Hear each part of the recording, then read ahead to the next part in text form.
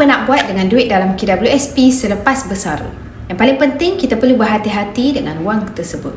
Objektif utama wang persaraan adalah untuk memastikan yang wang ini boleh bertahan selama sekurang-kurangnya 20 tahun selepas bersara.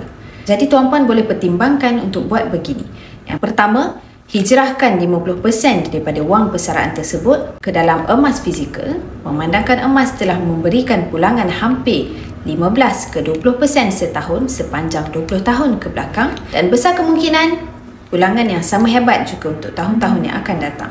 Jadi emas adalah pilihan yang lebih bijak. Yang kedua, tuan-puan boleh consider untuk mengalihkan 20% daripada wang itu ke dalam ASB untuk digunakan sebagai dana reserve dan tinggalkan 20% lagi dalam KWSP.